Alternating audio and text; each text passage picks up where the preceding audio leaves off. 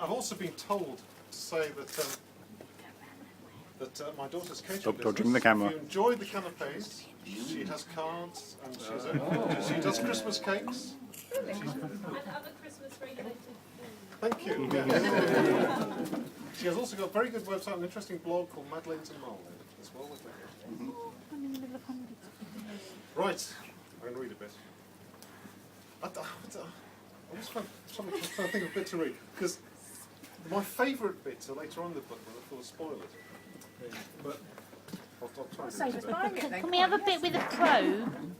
No probes. No. This is the bit where it describes where Lieutenant Wickham, and anyone who's read Prime Minister would go boo hiss at that point. His character is reassessed during this book. Oh, I see. He goes and visits the headquarters of his Department for Unusual Affairs that he works for. He has just finished being kitted out by a rather camp pair of chaps who set him up for, dressed him up as a rough cottager. We're moving on from that bit. What exactly is a rough cottager? You'll have to read the book. It's rough cottages, man. The company's stables were situated in a mews at the back of Sloane Square. Wickham glanced to left and right, and when he was sure that he was unobserved, slipped in through the side door. He could hear a lot of clattering and muffled explosions coming from elsewhere in the buildings, but there seemed to be no one in the immediate vicinity. He went over to a bench and picked up what appeared to be an ornamental carriage clock. As he turned it over to adjust the time, a metal bolt shot out of the top of it, missing him by a fraction of an inch and embedding itself in the ceiling. The next item along was a lady's fan that emitted a noxious liquid when he squeezed the handle. He then picked up a chicken drumstick. "Don't touch that!" came an urgent voice. Wickham froze and replaced the drumstick. "It's my luncheon!" said Sir Humphrey Davy, emerging from the shadows. He looked Wickham up and down. "Rough cottager, eh?" "Indeed," Wickham agreed calmly. "Hello, H. I've come to pick Jennifer up." "Step this way, then. We've made one or two improvements since you last went on a mission."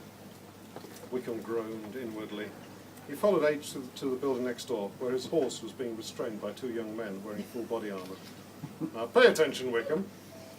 He unstrapped the right side of the saddle, revealing what appeared to be a rifle dismantled into half a dozen of its constituent parts. "Lee Van Enfield," he said. "Reassembles in another 15 seconds, can bring down a speeding fugitive at 100 paces.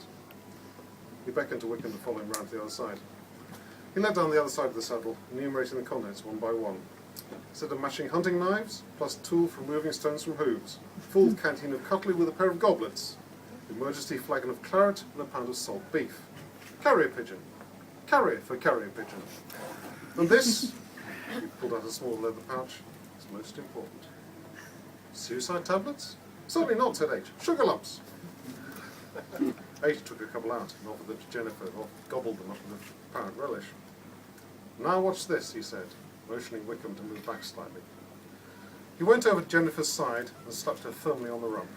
The horse reared up, lifted its tail, and expelled something from its fundament with considerable force. The object flew across the room and landed a few feet short of the far wall, where it sat on the ground, steaming malevolently.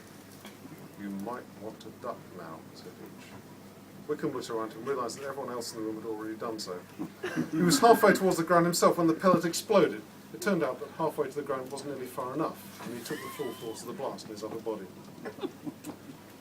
"Well," said H, covering his face with a silk handkerchief, "I think that completes the rough cottager look." He handed Wickham a flask containing a sticky brown substance. 50-50 mixture of gunpowder and a powerful laxative. Added to a feed every night, you won't have any problems with footpads, or indeed anyone who comes within 10 feet of you. "Does she write any differently?" said Wickham, once he'd finished spitting out everything he'd managed to catch in his mouth. "She's like the wind, Wickham, like the wind."